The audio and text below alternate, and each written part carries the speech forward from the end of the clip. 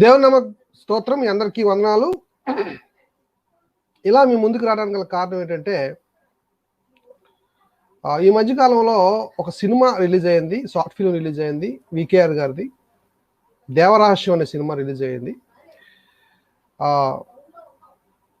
Release అయిన తర్వాత దాని మీద కామెంట్ చేస్తూ కరుణాకర్ అనే వ్యక్తి శివశక్తి నుంచి ఒక వీడియో చేయడం జరిగింది.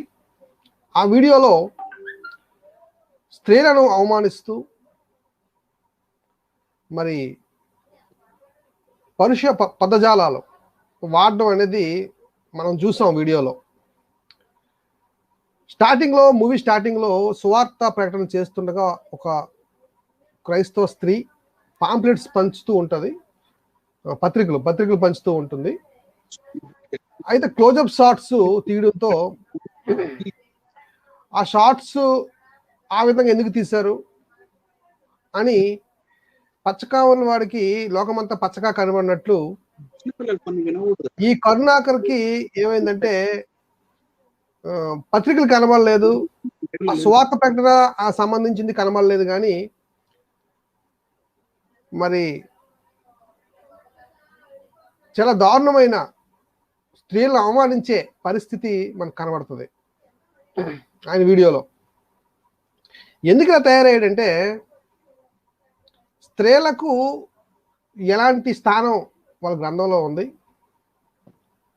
స్త్రీలకు ఎలాంటి విలువ వాళ్ళు ఇచ్చారు, మరి వాళ్ళ గ్రంథాలు చెప్పింది వాళ్ళు ఫాలో అవుతారు కనుక ఆ వ్యక్తికి అలాగా కనబడేవి కనబడట్లేదు, కానీ మంచి కనబడట్లేదు, కానీ చెడు అనేది కనబడుతూ ఉంది. ఆ సినిమా చూసిన ఎవరికి కూడా చెడు కనబడటం లేదు, కానీ ఆ వ్యక్తికి ఎందుకు చెడు కనబడుతుంది అంటే వాళ్ళ పుస్తకాల ప్రభావం అలా ఉందా అనేది ఒక ప్రశ్న మనకు రేజ్ అవుతుంది. మరి స్త్రీ వివక్ష ఏ గ్రంథంలో ఉంది, బైబిల్లోనా హిందూ మత గ్రంథాల్లోనా అనే విషయాన్ని చర్చించడానికి మన మధ్య బ్రదర్ అనిల్ కుమార్ గారు ఉన్నారు. ఆయన ఆహ్వానిద్దాం. మరి దీని మీద చర్చించడానికి మరి కరుణాకర్ చేసిన కామెంట్స్కి, అలాగే ఆ వీడియో కింద కామెంట్స్కి స్త్రీల మీద ఎన్ని విషయాలను వాళ్ళు కామెంట్స్ చేశారో ప్రతి విషయాన్ని చర్చించడానికి, గ్రంథ వివరం ఇవ్వడానికి మన మధ్య అనిల్ గారు ఉన్నారు. ఆయన ఆహ్వానిద్దాం, ఈ చర్చలోని పాల్గొందాం. వందనాలండి అనిల్ గారు, వందనాలు. నిన్నటి దినాన్న మంచి టాపిక్ తో మా మధ్యకి వచ్చారు. మా ఆహ్వానం మేరకు మీరు వండర్ఫుల్ మీ రీసెర్చ్ ని తెలియజేశారు. చాలా మంది నాకు ఫోన్లు చేసి చక్కగా ఆ టాపిక్ వచ్చిందని, అందులో వివరణ చాలా బాగుందని, చాలా డెప్త్ లో మీరు విశ్లేషణ చేశారని కూడా వారు చెప్పారు. ఈరోజు కూడా అలాంటి విశ్లేషణ మీ దగ్గర నుంచి మేము ఎక్స్పెక్ట్ చేస్తున్నాం. టాపిక్ ఏంటంటే స్త్రీ వివక్ష ఏ గ్రంథంలో ఉంది. రీసెంట్ గా దేవరహస్యం అనే సినిమా రావడం, దాని మీద కరుణాకర్ ఒక కామెంట్ చేయడం, వాడు ఒక సినిమా తీశాడు, పిచ్చి సినిమా. ఆ సినిమాలో స్త్రీని ఒక స్త్రీని చాలా దారుణంగా సినిమా వాళ్ళు చూపించినట్లుగా చూపించాడు. కేవలం ఒక టవల్ ముక్క వేసి చూపించడం అది ఎంతవరకు కరెక్ట్? ఆ స్త్రీలకి వాళ్ళు వాల్యూ ఇస్తున్నారంటారా? మరి ధర్మ ప్రచారకులైన వాళ్ళు అలాంటి పరిస్థితి తేవచ్చా? ఈ దేవరహస్యం సినిమాలో చూడండి, వికేఆర్ గారు ఒక సన్నివేశంలో ఇంద్రుడు అహల్య దగ్గరికి వెళ్ళే సన్నివేశం ఉంటుంది. ఎంతో చక్కగా దాన్ని రూపొందించారు, అంటే పావులు పెట్టి రూపొందించారు. అసభ్యకరంగా చూపించకుండా సీన్ని అర్థమయ్యే రీతిలో చెప్పారు. ఆ టాలెంట్ ఎలాగా వాళ్ళకి లేదు. ఒకళ్ళు ఉన్నా సరే వాళ్ళ గ్రంథ ప్రభావం వల్ల ఎలా తయారయ్యారేమో అని అనుమానం. మా అనుమానాలన్నీ మీరు తీరుస్తారని మేము అనుకుంటున్నాము. దీని మీద మీ స్పందన ఏంటి సార్? స్త్రీ వివక్ష ఏ గ్రంథంలో ఉంది? అసలు ఈ కరుణాకర్లో తయారైపోవడానికి కారణం ఏంటి? మరి మనందరికీ కనబడలేని అవన్నీ కూడా కరుణాకర్కి ఎలా కనబడుతున్నాయి? మరి ఆ సినిమాలో అతను కామెంట్స్ చేశాడు, ఆ వీడియోలో కామెంట్స్ చేశాడు, స్త్రీ అని కూడా చూడకుండా. మరి వాళ్ళ స్త్రీకి విలువిస్తారా, వాళ్ళ గ్రంథాల ద్వారా విలువ ఉందా అనే విషయాన్ని మీరు చెప్పాలని మేము ఆశపడుతున్నాం. Welcome. Right. First of all నన్ను మీ ఛానల్ కి ఇన్వైట్ చేసినందుకు సార్ జాన్ కోయ గారు మీకు వందనాలండి. అలాగే Yeah. చూస్తున్న వీక్షకులు అందరికీ కూడా ప్రభు అయిన యేసుక్రీస్తు నామమున శుభములు. ఈరోజు మన టాపిక్ ఏందంటే స్త్రీ వివక్ష ఇందులో ఉంది. బైబిల్‌లో ఉందా? లేకపోతే సనాతన గ్రంథాల్లో ఉందా? అనేది మన టాపిక్. ఈ సనాతన గ్రంథాల్లో స్త్రీ వివక్ష ఉందా? లేదా? అని మాట్లాడే ముందు ఈ కరుణాకర్ సుగుణ అనే ఇతను ఇంకా ఈయన ఫాలోవర్స్ స్త్రీల పట్ల ఎలాంటి పదజాలం వాడతారు, యూట్యూబ్ కామెంట్ సెక్షన్ లో గానీ లేకపోతే ఫేస్బుక్ కామెంట్ సెక్షన్ లో గానీ ఎంత నీచమైన భాష ఉపయోగిస్తారు అంటే, వాళ్ళు ఎలా అంటే క్రైస్తవులకి తల్లి చెల్లికి మధ్యలో విభేదం లేదు. వాళ్ళిద్దరిని అంటే భార్యతో ఏమైతే చేస్తారో అదే మళ్ళీ తల్లితోటి, చెల్లితోటి, అక్కతోటి, వదినతోటి కూడా చేయమని మీకు యెహోవా దేవుడే చెప్పాడు, మీ బైబిల్లో ఉంది అని అబద్ధాలు చెప్పడమే కాకుండా భయంకరమైన బూతు మాటలు, అన్ని లేడీస్ కి రిలేటెడ్ బూతు మాటలే మాట్లాడుతూ ఉంటారు. ఇవన్నిటికీ మూలం ఎక్కడి నుంచి వచ్చింది ఏంటి అని నేను చాలా తపన పడ్డాను. ఎందుకంటే ఇప్పుడు అన్నెసెసరీగా కామెంట్ సెక్షన్ లో అన్నెసరీగా cheap language, vulgar language use చేసే అవసరం లేనే లేదు. అయినప్పటికీ వీళ్ళు అలా చేస్తూ ఉన్నారు. ఎందుకు చేస్తున్నారు, ఏంటి వచ్చిన ఇదేంటి అని మనం దాన్ని చూస్తే నాకు దొరికినాయండి. వాళ్ళ బుక్స్ లో కొన్ని విషయాలు ఎట్లాంటివంటే మైండ్ బ్లాకింగ్ అన్నమాట. అంటే మైండ్ బ్లాకింగ్. అయ్యో ఇట్లా కూడా రాస్తున్నా, ఇట్లా కూడా ఉన్నాయా, స్త్రీ గురించి ఇలా రాసిందా అని చెప్పి నేను చదివిన ఫస్ట్ టైం నేను ఆశ్చర్యపోయాను. ఇంకా లోపలికి డెప్త్ లోకి వెళ్తూ ఉన్నప్పుడు ఎన్నో సందర్భాల్లో నేను బాధపడడం కూడా జరిగింది. స్త్రీల పట్ల ఉన్న ఆ వివక్ష, మాట్లాడిన మాటలు, అంటే వాళ్ళ బుక్స్ లో ఉన్న మాటలు, ఆ బుక్స్ లో వాడబడిన ఆ పదజాలం చూసి, అంటే చదివి నేను బాధపడ్డ సందర్భాలు కూడా చాలా ఉన్నాయండి. కాబట్టి ఆయా గ్రంథాలని నమ్మి మరి వాళ్ళు మతోన్మాదంతో క్రైస్తవ్యం పైన వాళ్ళు అటాక్ చేస్తున్నప్పుడు ఇలాంటి తుచ్చమైన భాష, నీచమైన భాష అది వాళ్ళు వాడడం అనేది అది వాళ్ళకి చాలా కామన్. ఇప్పుడు మనం ఏదన్నా కొంచెం పరుషమైన మాట అనాలంటేనే 2 సార్లు ఆలోచిస్తాం. అరే మనకి దేవుని భయం అనేది ఒకటి ఉంటది. అరే దేవుడు ఉన్నాడు, పైన చూస్తున్నాడు, లేదు కాదు తప్పు అట్లా అనకూడదని. మరి వాళ్ళకి ఎందుకు అలా అనిపించదు, ఎందుకు వాళ్ళు అలా భయపడరు అని నాకు డౌట్ కూడా వచ్చింది. ఎందుకు వాళ్ళు ఆలోచించరు రెండోసారి? ఇప్పుడు సరే తల్లి అన్నప్పుడు నన్ను నా తల్లి ఎలా కనిందో అలాగే నిన్ను కూడా నీ తల్లి కనింది కదా. ఇప్పుడు చెల్లి అన్నప్పుడు నా చెల్లి మీద నాకెంత ప్రేమ ఉంటుందో నీ చెల్లి మీద కూడా నీకు అంతే ప్రేమ ఉంటుంది కదా. ఇప్పుడు ఇదే క్రైటీరియా తీసుకుంటే నీ తల్లి వేరు, నా తల్లి వేరా సార్? అవును, కాదు కదా. నీ తల్లికి మాతృత్వం ఉంది, నా తల్లికి మాతృత్వం ఉంది. కాబట్టి నీ తల్లి నా తల్లి ఒకటే కదా. మరి నీ చెల్లి ఉంది, నీ చెల్లి మీద నీకు ప్రేమ ఎక్కువ, ఎందుకంటే ఉదరి సేమ్ కడుపులో పుట్టారు. మరి అదే నా చెల్లి విషయానికి వచ్చేసరికి మీరు అలా ఎలా బూతులు మాట్లాడగలరు, అలా ఎలా బూతులు కామెంట్ పెట్టగలరు కదండి. నాకు వాళ్ళు డైరెక్ట్ గా నాకు కామెంట్స్ పెట్టకపోయినా కామెంట్ సెక్షన్ లో చూస్తుంటాం కదా, చూసినప్పుడు బాధ. సో సార్, మన టాపిక్ ని ఇలా ముందుకు తీసుకెళ్తూ ఒకసారి పీపీటీ మీరు ఒకసారి రన్ చేస్తే. Okay,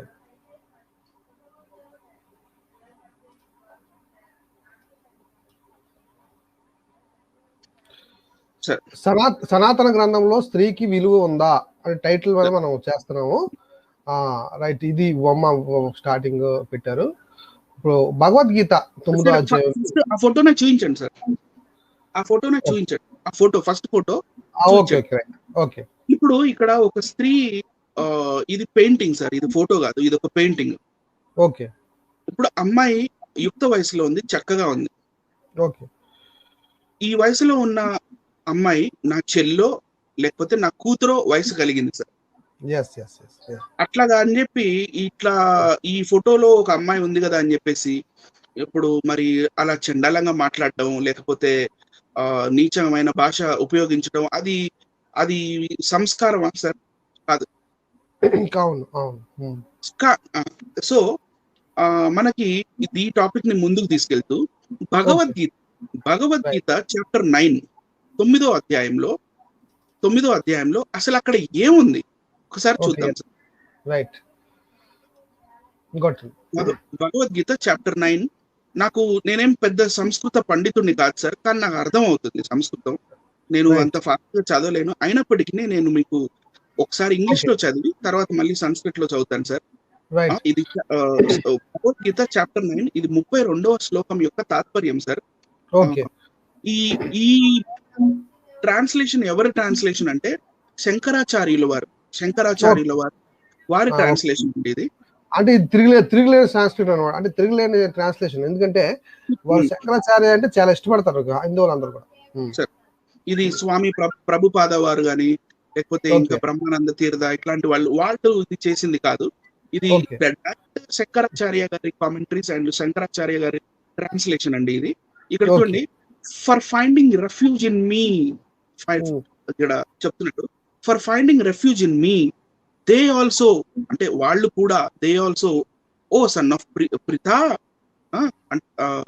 maybe of a sinful birth, అంటే ఎంతటి పాపపు జన్మనెత్తినా సరే వాళ్ళు ఎవరు, ఉమెన్ ఆడవాళ్ళు, వైశ్యులు అంటే గుప్త లేకపోతే మనం కోమటి కులానికి చెందిన వారు, ఉమెన్, వైశ్య as well as Sudras. Even they attain to the supreme goal అని రాసింది సార్. మరి అసలు యాక్చువల్గా దీని అర్థం ఏంటి అని చెప్పి ఒకసారి మనం సంస్కృత శ్లోకానికి వెళ్తే, మాహి పార్థ వ్యపాశ్రిత్య వ్యోపి స్యుహు పాపయోనః అని ఉంది అక్కడ చూడ సార్, ఫస్ట్ లైన్ లో పైన పాపయోనః. ఈ పాపయోనుల్లో పుట్టిన వాళ్ళు ఎవరంట సార్? కింద ఉంది చూడండి, స్త్రీలు వైశ్యులు, వైశ్యస్తథ అంటే వైశ్య అండ్ అక్కడ సంధి వచ్చింది, వైశ్యస్తథ శూద్ర స్థ్యోపి యాంతి పరాం గతిం అంటే ఈ పాపయోనుల్లో పుట్టిన స్త్రీలు, వైశ్యులు, శూద్రులు నన్ను పూజిస్తే వాళ్ళు ఇంకా వాళ్ళకి మోక్షం వచ్చేస్తుంది అని చెప్తున్నాడు. అసలు ఇట్లా స్త్రీలని పాపయోనుల్లో పుట్టిన వాళ్ళు అని ఎలా అనగలిగారు? ఎందుకంటే తన తల్లి కూడా ఒక స్త్రీయే కదా. అవును అవును అవును అర్థమవుతుందా సార్? ఈ స్త్రీలకు ఇచ్చిన లెవెల్ ఆఫ్ రెస్పెక్ట్ మీకు ఇక్కడ మనకు తెలిసిపోతుంది క్లియర్ గా. అవును అవునండి. సరే, ఇప్పుడు మనకి ధర్మశాస్త్రం అంటే మానవ ధర్మశాస్త్రమైన మనుస్మృతిలోకి నెక్స్ట్ స్లైడ్ లో మనం వెళ్ళి చూస్తే, మనుస్మృతి 2వ అధ్యాయము, నేను ఈ శ్లోకాలు చదువుతాను కదా. మనుస్మృతి 2వ అధ్యాయము 213, 214, 215 శ్లోకాలు చూడండి. రైట్, దాని తాత్పర్యం చూడండి సార్, అక్కడ ఎంత క్లియర్ గా రాశారు. పురుషులను మోహింపజేయు గుణము స్త్రీలకు సహజ సిద్ధమైనది. చూసారా సార్ ఎంత భయంకరమైన స్టేట్మెంట్ అది? అవును అవును. పురుషులను మోహింపజేయు గుణము స్త్రీలకు సహజ సిద్ధమైనది కావున వివేకవంతులు స్త్రీల దగ్గర జాగ్రత్తగా నుందురు. పురుషుడు వివేకహీనుడైనను వివేకవంతుడైనను, వివేకం ఉన్నా వివేకం లేకపోయినా, కామక్రోధాలకు వశమైనచో స్త్రీ అతని తప్పుడు తోవకు తీసుకొని పోతుంది. Right sir? ఎవరు తీసుకెళ్తారంటే పురుషుడు కాదు, ఎవరంట సార్? స్త్రీ తీసుకెళ్తుంది. స్త్రీ అతనిని తప్పుడు త్రోవకు తీసుకొని పోతుంది. మిక్కిలి బలము గల ఇంద్రియములు వివేకిని సైతం చెడు త్రోవ తొక్కిస్తాయి. కావున మానవుడు ఇక్కడ హైలైట్ పాయింట్ సార్ ఇది. కావున మానవుడు తన తల్లితోనైనను, చెల్లితోనైనను, కూతురుతోనైనను ఒంటరిగా ఉండకూడదు. అంత అనుమానం ఎందుకు సార్? అదే అంటే తల్లి, చెల్లి, కూతురుతో ఒంటరిగా ఎందుకు ఉండకూడదు అనేది చాలా పెద్ద పాయింట్ అండి. ఇది చాలా పెద్ద పాయింట్. నేను ఈ పాయింట్ ఆల్రెడీ ఒకసారి చెప్పాను, కానీ మీరు ఇంకా చాలా క్లియర్ గా తీసుకొచ్చారు దీన్ని. ఇది ప్రేక్షకులు వింటున్నారు కదా, చూస్తున్నారు కదా, ప్రేక్షకులందరికీ మరి చూడండి మనుస్మృతి, ఇది హైందవుల గ్రంథము మనుస్మృతి. మనుస్మృతి 2వ అధ్యాయంలోనే మనకి కనబడుతుంది. శ్లోకం గమనించినట్లయితే 213, 214, 215 మీరు కొనుక్కొని చూడొచ్చు. కింద చూస్తే తన తల్లితోనైనను చెల్లితోనైనను కూతురుతోనైనను ఒంటరిగా ఉండకూడదు. చాలా దారుణమైన స్టేట్మెంట్ అండి. మీరు ఆలోచించుకోండి సార్. కాబట్టి వీళ్ళు మన ఇట్లా యూట్యూబ్ కామెంట్ సెక్షన్ లో కూడా వచ్చి అవతల వాళ్ళ తల్లిని చెల్లిని కూతురుని దూషిస్తుంటారు. మనకి క్లియర్ గా అర్థమైపోతుంది సార్. ఓకే, అవును. నెక్స్ట్ చూద్దామా? Okay sir, Manusmriti 9 9th chapter sir. Chapter 9 Manusmriti 9th chapter 9వ అధ్యాయము 12, 13, 14, 16 శ్లోకాలు మనం చూద్దామండి. రైట్. స్త్రీలను కావలి పెట్టి ఎప్పుడు వారిని కాపాడలేము అంట. అంటే స్త్రీలను కావలి పెట్టి వారిని మనం కాపాడవలేను అంటే బాగుండేది. కాపాడలేము అంటున్నాడు. ఓకే, స్త్రీలను కావలి పెట్టి ఎప్పుడు వారిని కాపాడలేము. తమను తాము కాపాడుకునే స్త్రీలే సురక్షితంగా ఉంటారు. ఇప్పుడు ఇంకా హైలైట్ పాయింట్స్ వస్తాయి చూడండి సార్. మద్యపానం, దుర్మార్గులతో కలిసి ఉండుట, భర్తకు దూరంగా ఉండుట అనేవి స్త్రీలను చెడగొడతాయి. మద్యపానం చేయకూడదు, కరెక్టే, మంచి మాట. దుర్మార్గులతో కలిసి ఉండుట అంటే దుర్మార్గులతో కలిసి ఎందుకుంటారు? దుర్మార్గులతో కలిసి వీళ్ళు ఉంటారేమో అని అనుమానమేమో మరి. ఇంకోటి నెక్స్ట్ ఇదే లైన్ లో సార్, ఇక్కడ చెడు బుద్ధి కలిగిన స్త్రీలు వయస్సు మంచి రూపం కలిగిన పురుషుడు కావలనని భావించక అతడెట్లున్నా పురుషుడైతే చాలునన్న భావనతో దుష్ట సాంగత్యం చేస్తారంట సార్. కటకట హతవిధి. అసలు ఏంటిది? చెడు బుద్ధి కలిగిన స్త్రీలు వయస్సు మంచి రూపం కలిగిన పురుషుడు కావాలనని భావించక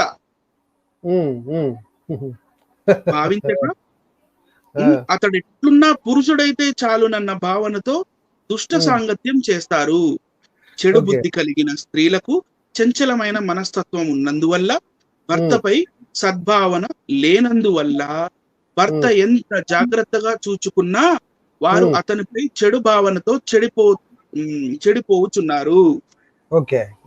ఈ విధంగా స్వభావ సిద్ధమైన స్త్రీల, ఇది అందరికీ చెప్తున్నాడు, ఈ విధంగా స్వభావ సిద్ధమైన స్త్రీల యొక్క స్వభావాన్ని గుర్తించి పురుషుడు వారిని రక్షించుటకై చాలా కష్టపడవలను. చాలా కష్టపడాలా? ఏంటి సార్, జూ పార్క్ లో యానిమల్స్ అనుకున్నారా ఏంటి ఇది? అంటే స్త్రీలకి ఇచ్చిన విలువ ఇదన్నమాట మనుస్మృతి వల్ల. అంటే ఇప్పుడు జూ పార్క్ లో యానిమల్స్ ని మనం ఎట్లయితే బోన్ లో పెట్టి లేకపోతే కేజెస్ లో పెట్టి ఉంటారో అట్లా ఆల్మోస్ట్ పెట్టమనే కదా అని అర్థం. అవునండి, అవును. ఇప్పుడు మళ్ళీ మనం మనుస్మృతిలో నెక్స్ట్ దానికి వెళ్తే సార్, దీని కంటిన్యూషన్ అన్నమాట. మనుస్మృతి 9వ అధ్యాయము 17-18. ఓకేనా? 17 చూద్దాం. 17 చదవండి. ఓకే. ఇందాక మనం మనుస్మృతి 9వ అధ్యాయము 12, 13, 14, 15, 16 శ్లోకాల యొక్క తాత్పర్యం చూసాం కదా. ఇప్పుడు సార్ 17, 18, 19 యొక్క శ్లోకాల మీనింగ్ చూద్దాము.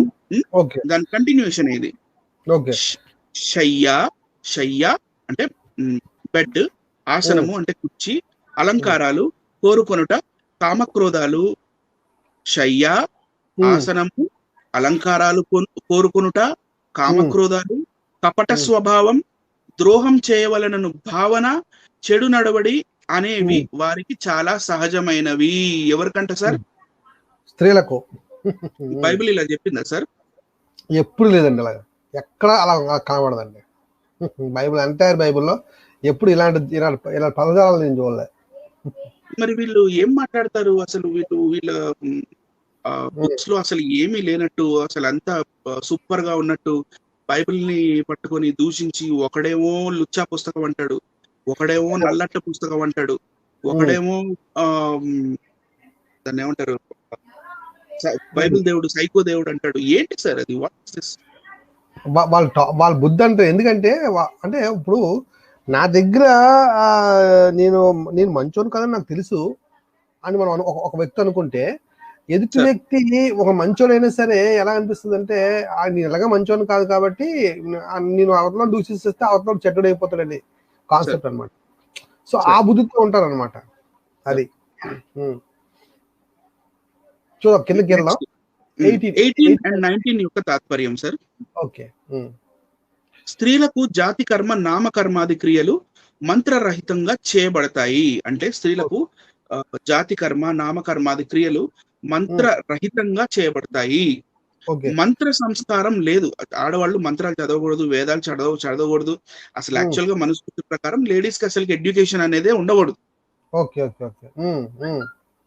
లేడీస్ అనేది ఇప్పుడు తర్వాత లేడీస్ రిఫార్మేషన్ కోసం అని ఆడవాళ్ళు ముందుండాలి, మనతో పాటు ఈక్వల్ గా ఉండాలని ఈక్వాలిటీ ఇవన్నీ మనకు స్వతంత్రం వచ్చిన తర్వాత వచ్చినాయి. కానీ అది కూడా మిషనరీస్ ఎంతగానో కష్టపడి తీసుకొచ్చారండి. అది కూడా మిషనరీస్, క్రైస్తవ మిషనరీస్ స్త్రీల కోసం చాలా కష్టపడి ఇండియాలో కష్టపడి తీసుకొచ్చారు ఇదంతా కూడా. రైట్. స్త్రీలకు జాతి కర్మ నామకర్మాది క్రియలు మంత్రరహితంగా చేయబడతాయి. మంత్ర సంస్కారం లేనందువల్ల వారు పాప స్వభావంతో అబద్ధం వలె అశుభ రూపంతో ఉంటారని అంటారంట. ఓకే, మళ్ళీ చదవమంటారా సార్? మంత్ర సంస్కారం లేనందువల్ల వారు పాప స్వభావంతో అబద్ధం వలె అశుభ రూపంతో ఉంటారని అందురు. అశుభం అంటే స్త్రీలు అశుభం అని అంటున్నాడండి. చూడండి, స్త్రీలు అశుభం అంట. మళ్ళీ వేదములు కూడా అదే విధంగా చెప్తున్నాయి. ఇంకేం కావాలి సార్? వేదాలు కూడా ఇలాగే చెప్తున్నాయంట. వేదాలు ఇలాగే చెప్తున్నాయా? రైట్. ఇప్పుడు వేదాలు మళ్ళీ మనం వేదాలు తీసి వేదాలు చాలా భయంకరంగా వస్తున్నాయి.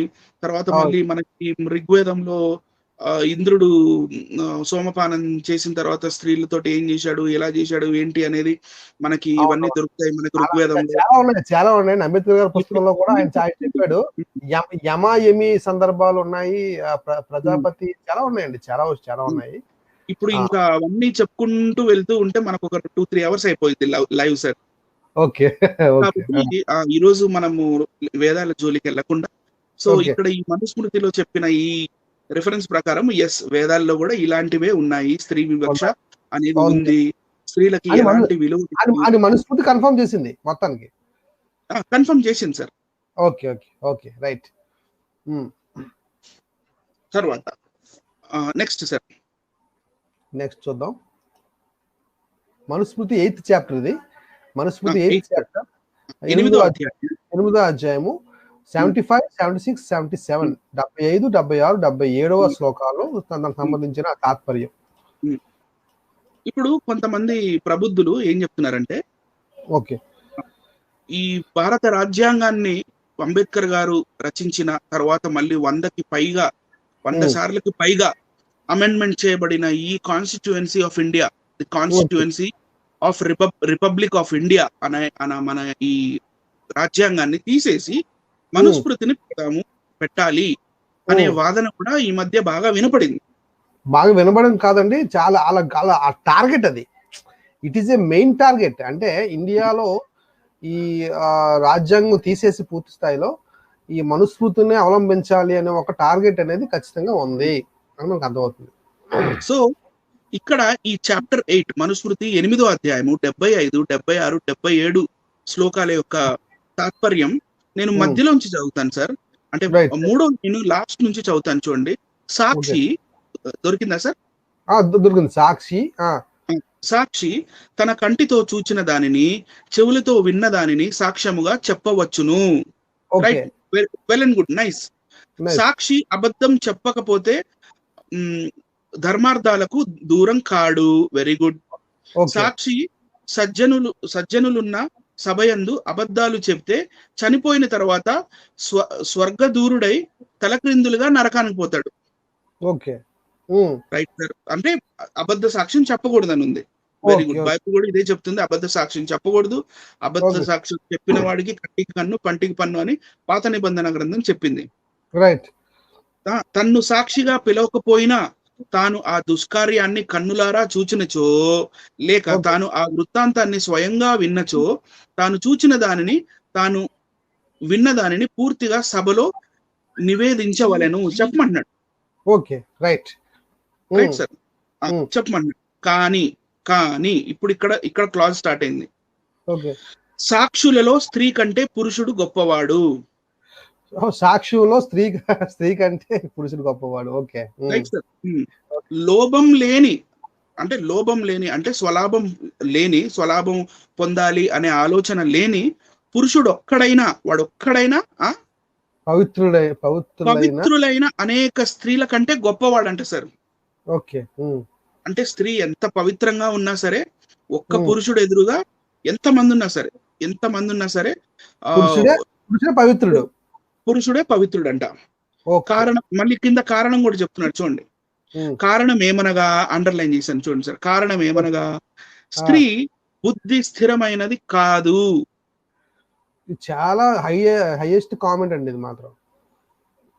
మరి కారణం ఏమనగా స్త్రీ బుద్ధి స్థిరమైంది కాదు. అట్లే వారు అనేక దోషములు ఉన్నవారు కాబట్టి పురుషుని సాక్ష్యము చాలా గొప్పది.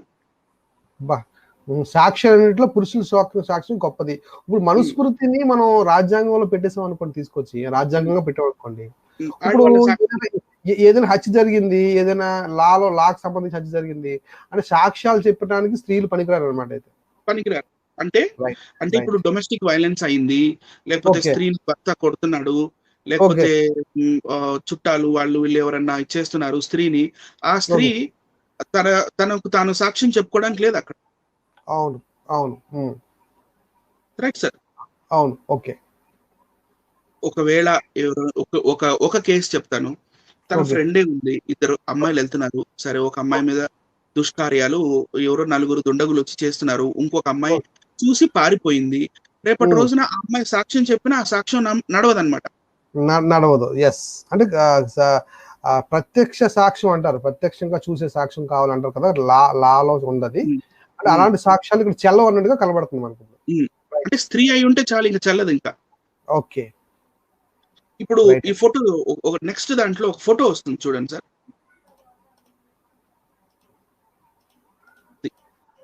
ఈ ఫోటో దీని మీనింగ్ కొంచెం చెప్పగలుగుతారా సార్? రైట్ అండి. ఈ సందర్భం ఏంటంటే, అర్జునుడు ఏం చేస్తాడంటే భీష్ముడితో యుద్ధం చేస్తాడు. భీష్ముడితో యుద్ధం చేసిన తర్వాత కృష్ణుడి దగ్గరుండి యుద్ధం చేయించిన తర్వాత మరి బాణాలతో శుభ్రంగా భూమికి అంటకుండా బాణాలతో మధ్యలోనే గాలిలోనే ఉంచేస్తాడు అనమాట ఎవరిని, భీష్ముడిని. అప్పుడు కృష్ణుడు భీష్ముడిని అడుగుతాడు ఏంటంటే, ధర్మం కోసం పోరాటం, ధర్మం కోసం కొన్ని విషయాలు, నీకు తెలిసిన విషయాలు ప్రబోధించు అన్నప్పుడు ఆయన ధర్మం కోసం, ముఖ్యంగా కులధర్మం కోసం అనుశాసనిక పర్వంలో ఈ సందర్భాన్ని భీష్ముడు చెప్తాడు అనమాట. ఆ ధర్మాలు ఎలా ఉంటాయి, కుల ధర్మాలు ఎలా ఉంటాయి, స్త్రీలకు సంబంధించిన ధర్మాలు ఎలా ఉంటాయి అనేది ఈ బాణాల మీద ఉంటూనే, చావు బ్రతుకుల్లో ఉంటూనే ఎక్స్ప్లెయిన్ చేస్తున్న సందర్భానికి సంబంధించిన ఫోటో అండి ఇది. రైట్. పక్కన ఎవరున్నారు సార్? కృష్ణుడు ఉన్నాడు. అంటే ఇందాక స్త్రీలని పాపయోనులు ద్వారా పుట్టిన వారు అని చెప్పి చెప్పారు. అంటే అప్పటికి భగవద్గీత చెప్పటం అయిపోయింది, యుద్ధం కూడా అయిపోవస్తుంది. భగవద్గీత ముందు కదండి, భీష్మ పర్వంలో ఉంటది భగవద్గీత. అంటే యుద్ధం అయిపోవస్తుంది. ఇంకా ఆయన చనిపోయే ముందు మీరు ఈ ధర్మ సూత్రాన్ని చెప్పండి. మన పెద్ద పేరెంట్ సార్ ధర్మరాజుకి. పెద్ద ఆయన, పాండవుల పెద్ద ఆయన ధర్మరాజు గారికి చెప్పమంటారు. అది కరెక్ట్. సో ధర్మరాజుకి చెప్తున్నాడు. ఈ చెప్తున్న దాంట్లో ఎన్నో పాయింట్స్ ఉంటాయండి. అవునండి. కానీ అట్లా చెప్తూ మధ్యలో ఒక పాయింట్ దగ్గరికి వస్తాడు. అది నెక్స్ట్ స్లైడ్ లో ఉంటది, ఒక్కసారి చూపించండి సార్. రైట్. ఇది మహాభారతం అనుశాసనిక పర్వం 40వ అధ్యాయము శ్లోకము 174, 175 అండ్ 177 40th చాప్టర్ 174, 175 అండ్ 177 చూద్దామండి ఒకసారి తాత్పర్య. రైట్, ఇక్కడ ఏం చెప్తున్నాడు? ఓకే. మునీంద్ర, స్త్రీలు సర్వ దోషాలకు మూలం. వారిని గురించి చెప్పటం దేనికి? ఎందుకయ్యా నన్ను గెలుపుతావు? వాళ్ళ గురించి నేను ఏం చెప్పాలి? నన్ను గెలకబాక అంటున్నాడు సార్. ఓకే. వారిని గురించి చెప్పటం దేనికి? అడిగావు గనక తెలిసినంత చెబుతాను. పురుషులలోని గొప్పతనం స్త్రీలు గ్రహించలేరు. నంబర్ 1. ఓకే. మరి అదేంటండి? పురుషుల్లో గొప్పతనం స్త్రీలు గ్రహించలేరు. ఓకే, గ్రహించలేరు. మరి there is a women behind success of every man అంటారు కదా సార్. అది అంటే అది ఇంగ్లీష్లో అని ఉంటారండి. అది వీళ్ళనడం కాదు, అది ఇంగ్లీష్లో అని ఉంటారు. మరి వీళ్ళు ఇలాంటి పదాలు ఏమో వీళ్ళేమి వాళ్ళేదేమో ఎక్కడ కూడా. మగవాడి ప్రతి విజయం వెనకాల ఒక స్త్రీ ఉందంటారు కదా. అవునవును, అవును. మరి 5వ వేదమైన మహాభారతంలో అనుశాసనిక పర్వం మరి 174వ శ్లోకంలో పురుషులలోని గొప్పతనం స్త్రీలు గ్రహించలేరు. ఓకే. అంతేకాకుండా ఇంకా ఉంది చూడండి సార్. అంతేకాకుండా సిగ్గు లేకుండా దగ్గరకు వచ్చిన కుత్సిత స్వభావాలను కూడా వదిలిపెట్టరు. ఓకే. కుత్సిత స్వభావులను కూడా వదిలిపెట్టరు. శిక్ష పడుతుందనే భయం కనుక లేకపోతే వాళ్ళు పరిత్యజించతగ్గ వారెవ్వరూ లేరు. ఏ విధంగా నిప్పు కట్టెలతో, సముద్రం నదులతో, మృత్యువు జీవులతో తృప్తి పొందదో అదే విధంగా స్త్రీలు పురుషులతో తృప్తి పడరు. అంటే ఇది చాలా harsh statement sir. Harsh statement. Yes, harsh statement. Harsh statement నిజంగా. మళ్ళీ నెక్స్ట్ మనం ఇందులోకి వెళ్తే నెక్స్ట్ చూద్దాం. ఇది మనకి ఇక్కడ దాకా చెప్పాడు. 175 నేను మహాతపస్వి వినుము, ఒక రహస్యం ఉన్నది, బయటకి చెప్పరానిది, అయినా నీకు చెప్తున్నాను. పురుషుడిని చూస్తే స్త్రీకి డాష్ డాష్ ఇంకేం చెప్పేది. ప్రేక్షకులు చూస్తారులేండి. Okay, next. నేను చదవను సార్. Okay, right. కింద 177 ఉంటుంది సార్. 176 అవసరం లేదు, ఇంకా 176 తీసేశాను. ఓకే. 177 లో ఏముంది? పరపురుషులతో వ్యభిచరించటం మీద ఉన్నంత ప్రీతి, పరపురుషులతో వ్యభిచరించటం మీద ఉన్నంత ప్రీతి స్త్రీకి తినటం, బట్టలు వేసుకోవడం, నగలు పెట్టుకోవడం, డబ్బు కూడా పెట్టుకోవడం మీద కూడా ఉండదు. అది సార్ దీని గురించి మీరేం విశ్లేషణ ఇస్తారు? మరి ఏంటి మరి పురుషులతో అదేనండి. అంటే స్త్రీని కించపరుస్తూ మాట్లాడుతున్న సందర్భాలు అనుశాసనిక పర్వంలో, మహాభారతంలో ఉన్నాయి అని చాలా క్లియర్ గా మనకు అర్థమవుతుంది. మనం దాని శ్లోకంతో సహా ఏ శ్లోకాలు అయితే పద్యాలు అంటారు, దీని పద్యాలు అంటారు, కొన్ని పద్యాలే.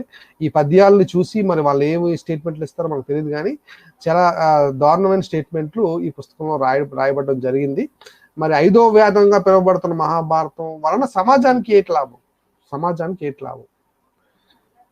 అంటే నాకు తెలిసి అందుకే కావాలండి. వీళ్ళు ఏమంటారంటే స్త్రీలు, మనం ఎంత చూపించారు, రెఫరెన్స్ చూపించారు కదా మీరు ఒకటి, స్త్రీలు అందుకే చదవకూడదు, స్త్రీలు వేదాలు చదవకూడదు, స్త్రీలకి వీళ్ళు చెప్పకూడదు అని అందుకే అంటారండి. ఎందుకంటే ఇలాంటి విషయాలు తెలుసుకుంటే, ఇలాంటి విషయాలు ఆ గ్రంథాల్లో ఉన్నాయని వాళ్ళకి అర్థమైపోతే, స్త్రీలకు అర్థమైపోతే తిరగబడతారు, తిరుగుబాటు వస్తుంది కనుక వాళ్ళు అణిచివేసే కార్యక్రమం ముందు నుంచి పెట్టుకొని అణిచివేసే కార్యక్రమం చేశారనేది మరి నా ఉద్దేశం, స్టేట్మెంట్ గమనించారు. రైట్. కానీ భారతీయ స్త్రీ తెలుసుకుంటారండి, తెలివైన స్త్రీలు, భారతీయ స్త్రీలు, అక్కలు, చెల్లెళ్ళు, తల్లులు ఈ వీడియో చూసిన తర్వాత వాళ్ళు తెలుసుకుంటారు, నేర్చుకుంటారు, గ్రహిస్తారు, సత్యం వైపుకి వస్తారు. అది నేను చెప్పొచ్చుదండి. రైట్.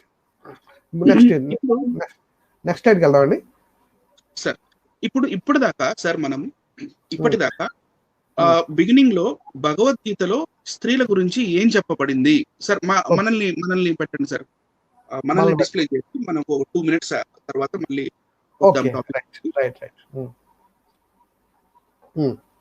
ఇప్పటిదాకా మనము భగవద్గీత 9వ అధ్యాయము ఓకే. 32వ శ్లోకంలో ఏం చెప్పబడింది? ఈ ఓకే. పాప యోనుల ద్వారా పుట్టిన వాళ్ళు స్త్రీలు, వైశ్యులు, శూద్రులు అని చెప్పబడింది. ఓకే. కానీ ఇదే ఈ రజస్వల అవ్వడం అనేది అది న్యాచురల్ ఇష్యూ అది. అది యెస్. యెస్. దేవుడు స్త్రీలకి పెట్టాడు. ఎందుకంటే సార్ స్త్రీలు చాలా గొప్పవాళ్ళు సార్. యెస్. స్త్రీలు ఒక ఒక ప్రాణానికి జన్మనివ్వగలిగేంత గొప్పవాళ్ళు వాళ్ళు. యెస్. యెస్. హ్మ్. స్త్రీలని అంటే నా భార్యని గాని, తల్లి గాని, చెల్లి గాని, అక్క గాని, వదిన గాని వాళ్ళని మొట్టమొదట గౌరవించాలి. యెస్. ఆ గౌరవాన్ని ఎలా గౌరవించాలి? స్త్రీలు ఎలా గౌరవించాలి? ఈక్వాలిటీ అనేదొస్తే మనకి ఆ గౌరవం అనేది. యెస్. సో బైబిల్ మరి స్త్రీలకి ఈక్వాలిటీ గురించి ఎఫెసీ గ్రంథంలోను, మరి గలతీయులకు రాసిన గలతీ పత్రికలో స్త్రీ అని లేదు, పురుషుడని లేదు, క్రీస్తు యేసునందు అందరూ సమానమే అన్నాడండి దేవుడు. ఎంత గొప్ప గ్రంథం, ఎంత గొప్ప గ్రంథం.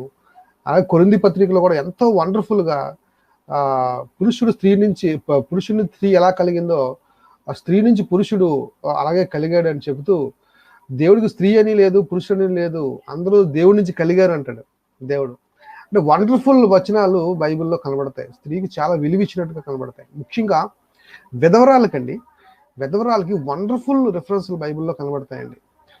ఇప్పుడు హైందవ సమాజంలో నేను అబ్జర్వ్ చేసింది ఏంటంటే అండి, ఒక భర్త చనిపోయిన స్త్రీకి అంత విలువ ఉండదండి, ఉండదు. వాళ్ళకి పండగల్లో కానీ లేకపోతే ఈ శుభకార్యాల్లో కానీ, వాళ్ళు చేస్తున్న శుభకార్యాల్లో కానీ వాళ్ళని రానివ్వరు. కానీ బైబిల్ ఎంత గొప్పదంటే, భర్త చనిపోయిన స్త్రీనైనా సరే, విధవరాళ్ళు అంటారు కదా, ఆ విధవరాళ్ళైనా సరే మరి ప్రతి పండగలోనూ వాళ్ళు సంతోషించాలి అని బైబిల్ చెప్పింది. వాళ్ళు అందరితో పాటు పండగల్లో పాల్గొవాలి, నేను విధవరాల పక్షాన ఉంటాను అని దేవుడు ప్రామిస్ చేశాడు. వ్యాజ్యం ఆడతాను అని ప్రామిస్ చేశాడు. గొప్ప దేవుడు యెహోవా దేవుడు బైబిల్లో మనం చూస్తే. ఏమండి, స్త్రీకి మంచి వాల్యూ ఇచ్చిన గ్రంథం ఏదైనా ఉందంటే అది బైబిలేనండి.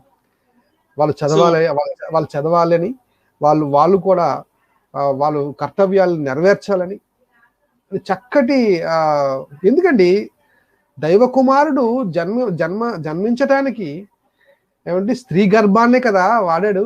గమనించాలి, స్త్రీ గర్భాన్నే కదండి వాడాడు. దేవుడైనప్పటికీ తలుచుకుంటూ రాగలడా? తలుచుకుంటూ పరలోకం నుంచి దిగి వచ్చి డైరెక్ట్ గా వచ్చేయగలడు. ఆయన డైరెక్ట్ గా వచ్చేయగలడు. ఈ కెన్ దేవుడు కనుక. కానీ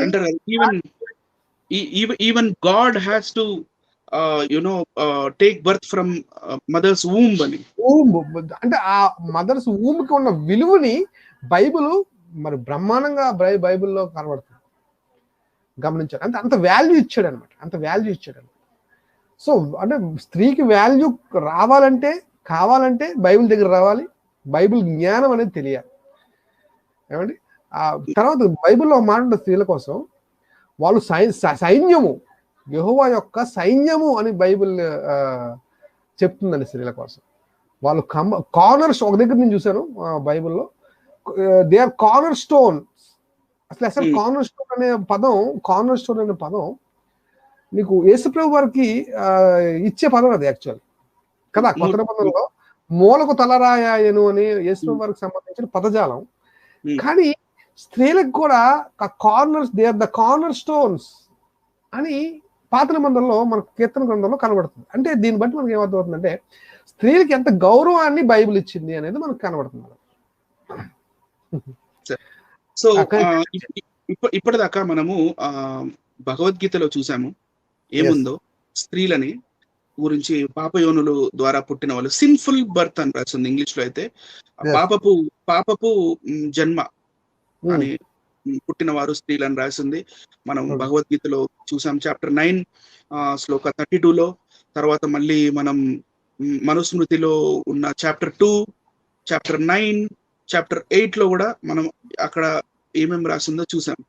తర్వాత మళ్ళీ మనం మహాభారతంలోని అనుశాసనిక పర్వం 40వ అధ్యాయము 174 శ్లోకం నుంచి 177 దాకా మరి స్త్రీల చూసాం. గురించి మరి అలా రాశారు.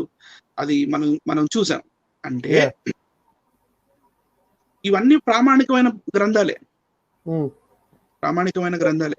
ఇప్పుడు స్త్రీలు పాపయోని ద్వారా పుట్టారు అని ఇప్పుడు మనకి భగవద్గీతలో కనపడుతుంది గదా!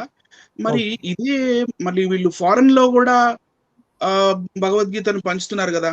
మరి అక్కడ లేడీస్‌కి ఈక్వాలిటీ అనేది ఉంది గదా! మరి వాళ్ళు గాని ఇది చదివితే మరి వీళ్ళు ఏం అంటే సమాధానం అంటే అది చెప్తారు? చెప్పినోళ్ళు ఎవరు లేరు కదండీ. అది చెప్పినోళ్ళు ఎవరు లేరు. పాపం వాళ్ళకి తెలీదు కదండీ. ఇప్పుడు ఎందుకండి ఇండియా మన భారతదేశంలో మనం చెప్పినంత వరకు మనం ఇలాంటివన్నీ తీసి చెప్పినంత వరకు ఎవరికి కూడా అంత అవగాహన ఎక్కడ ఉందండి? ఇక్కడే లేదు. హ్మ్. ఇక్కడే అవగాహన లేనప్పుడు అక్కడ ఇంకెలా ఉంటదంటే కానీ ఒకటండి ఏదో ఒక రోజు తెలుసుకుంటారు. ఏదో ఒక రోజు ఖచ్చితంగా తెలుసుకుంటారు. వాళ్ళు ఎప్పటికైనా ఇప్పుడు ఒక రోజు కాకపోయినా ఇంకో రోజైనా సరే ఖచ్చితంగా చదువుతారు కదా! సరే. చదివినప్పుడు అర్థమైనప్పుడు అర్థమైన వాళ్ళకి అది ఖచ్చితంగా అర్థమవుతుంది. సరే. గమనించాలి. దాన్ని ఏదేదో చేసి తిప్పి ఏదో చేస్తారనుకోండి. అయినప్పటికీ జ్ఞానం కలిగిన వారు ఖచ్చితంగా ఆలోచిస్తారు. అందుకే అయితే తర్కబద్ధమైన సంగతులు మనం డెవలప్ చేయాలండి జనాల్లో. సరే. రైట్. అయితే మళ్ళీ మనం ఆహ్, రామాయణం 'వాల్మీకి రామాయణం' అనే ఒక గ్రంథం ఉంది మనకి. ఆ ఓకే. రైట్. 'వాల్మీకి రామాయణం' చదివేటప్పుడు నేను చాలా శ్రద్ధగా చదివాను సార్ 'వాల్మీకి రామాయణం'. కోవిడ్ టైంలో అంటే లాస్ట్ ఇయర్ మార్చ్‌లో మార్చ్, ఏప్రిల్ గట్టిగా 2 నెలలు కూర్చొని చదివాను.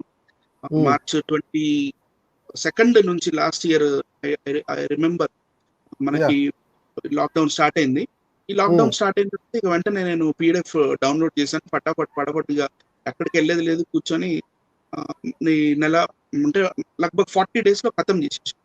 ఓకే. అవి చదివేటప్పుడు కొన్ని పాయింట్స్ నాకు నచ్చలేదు. నిజంగా యాహ్! నేను డైరెక్ట్‌గా చెప్తున్నా. కొన్ని నచ్చలేదు. అంటే నచ్చలేదంటే కొన్ని అభ్యంతరకరంగా ఉన్నాయి. అంటే ఓకే. మహాపురుషులు, పెద్దవాళ్ళు, ఈ బ్రాహ్మణులు లేకపోతే ఇట్లా అన్నవాళ్ళు వాళ్ళ పదజాలాలు గూడా వీళ్ళు ఎలాగైతే కామెంట్ సెక్షన్‌లో పదజాలం యూజ్ చేస్తారో, ఓకే. అయ్యే పదజాలాలు నాకు రామాయణంలో దొరికినాయి సార్. రామాయణంలో అదే పదజాలాలు. చూద్దాం సార్ మరి చూపించాలి మీరు ప్రపంచానికి చూపించాలి. ఎవరో సార్, అన్నది మన దానికి ఒక ఆయన కామెంట్ చేశారండి. సార్. సూరి హ్యూమనిస్ట్ అని ఆయన Anil brother they cover it in foreign countries అన్నారు కామెంట్ లో. అంటే యెస్. కవర్ చేస్తారు. ఇప్పుడు ఫారెన్ కంట్రీస్ కోసం చెప్పారు కదా మీరు. అక్కడ భగవద్గీత చూపించినప్పుడు వాళ్ళు చదువుతున్నప్పుడు చాలా మంది కవర్ చేస్తారంట. ఇలాంటి విషయాలు కనబడినప్పుడు దే కవర్ ఇట్ అని మంచి హ్మ్. కామెంట్ చేశారు బ్రదర్. అది ఎందుకంటే అది హౌ దే కవర్ అనేది నేను మీకు బ్రదర్ సూరి హ్యూమనిస్ట్ గారు నేను మీకు ఓకే. చెప్తాను ఎలా కవర్ చేశారో. ఓకే. వీళ్ళు జనరల్‌గా ఫారెన్ కంట్రీస్‌లో ఆహ్, డిస్ట్రిబ్యూట్ చేసే Bhagavad Gita it is written by Swami Shri Prabhupada వారు. యా. ప్రభుపాదుల వారు అని గూడా అంటారు. ప్రభుపాద. స్వామి ప్రభుపాద వారు వా ప్రభుపాద గారు చేసిన అంటే అతను ఇస్కాన్ పంతులండి. ఇస్కాన్ ఓకే. ఫౌండర్ ఆయన. యా. ఆయన చేసిన తర్జుమా భగవద్గీత చదివితే లేకపోతే నార్మల్‌గా ఈ శంకరాచార్యుల వారు తర్జుమా చేసిన భగవద్గీత రెండిని పక్కన పెడితే మొత్తం మిస్ ట్రాన్స్‌లేషనేనండి. యా. అవును.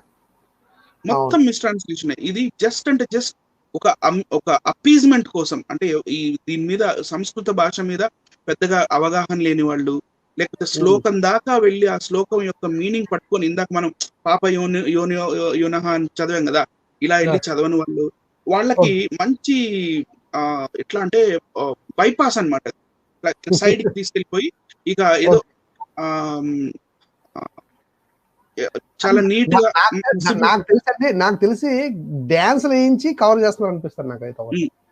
ఇస్కాన్‌లో ఏం చేస్తారంటే వాళ్ళు డాన్స్‌లు వేస్తారన్నమాట. డాన్స్ అనేది ఒకరోజు మనం గౌరంగ పుస్తకం మీద చేద్దాం. హ్మ్. ఆ పుస్తకంలో ఏముందంటే ఈ డాన్స్ అనేది ఒక ఆజ్ఞ ఆళ్ళకి. చాలా హ్మ్. చాలా ఆజ్ఞల్లో ఒక ఆజ్ఞ ఏంటంటే వాళ్ళు డాన్స్ చేయాలి. అంటే ఈ డాన్సుల్లో వాళ్ళు మునిగి తేలిపోతున్నప్పుడు ఇంక శ్లోకాలు అందులో ఈ తాత్పర్యాలు ఏముంటాయి అనేది ఏం గుర్తుంటాయండి ఆళ్ళకి? మీకు ఏముండవండి. అర్థమవుతుందా? పైగా ఒక వీడియో నేను చూసాను. అంటే కొంతమంది ఇస్కాన్ పంతులు వీళ్ళు ఫారెన్‌లో ఒక అమ్మాయికి బ్లాక్ కలర్ బికినీ ఏసి మరి డాన్స్ ఏపిచ్చడం ఇవన్నీ అవును. అంటే కొన్ని అంటే వల్గారిటీని చూపిచ్చేవి. అంటే జనాల్ని రైట్. డైవర్ట్ చేయడానికే. ఇవన్నీ జనాల్ని డైవర్ట్ చేయడానికి. డైవర్షన్. Nothing but diversion. తెలిసిపోతుంది క్లియర్‌గా. హ్మ్. Okay sir. మనం మళ్ళీ పీపీటీకెళ్దాం సార్. రైట్. ఓకే. ఈ సీన్ రైట్. చూస్తే మీకు ఏం అర్థమవుతుంది సార్ రామాయణంలో? ఈ సీన్ మనకు అర్థమవుతుంది. లక్ష్మణ రేఖ ఇక్కడ కనబడుతుంది. లక్ష్మణ రేఖ, లక్ష్మణ రేఖ. ఇక్కడేమో ఆ రావణాసురుడు కనబడుతున్నాడు. ఇక్కడ సీతాదేవి అని అనుకుంటున్నాను మరి నేను.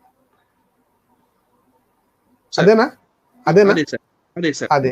రైట్ ఇప్పుడు రైట్. ఓకే బంగారు లేడీ లాగా మరీచుడు బంగారు లేడీ రూపం వేసుకొని ఇంకా పరిగెత్తాడు.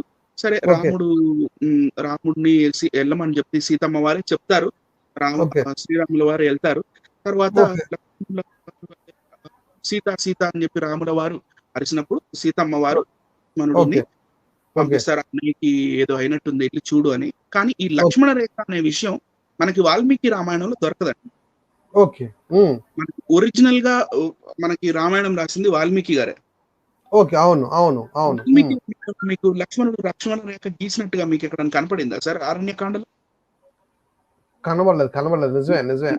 కనబడలేదు. నాకైతే కనపడలేదు. ఓకే ఓకే లక్ష్మణ రేఖ గీసినట్టు నాకైతే కనపడలేదు. ఒకవేళ లక్ష్మణ రేఖ గీస్తే ఆ రేఖ లైన్ గా గీసినట్టుగా మనకి టీవీ సీరియల్లో కానీ సినిమాల్లో కానీ చూపిస్తారు. ఆ రేఖ గీసిన చూస్తే ఆ గుడిసె చుట్టూ గీయాలి కానీ ఒట్టిగా అక్కడ గీత పెట్టి వెళ్ళిపోతే పక్క నుంచి రావచ్చుగా ఎవరైనా. అవును రావచ్చు. అవును. అది బాణంతో, బాణంతో సినిమాల్లో అయితే బాణంతో గీసినట్టు ఉంటది. సో చలో ఇక్కడ అప్పుడు సీతమ్మ వారికి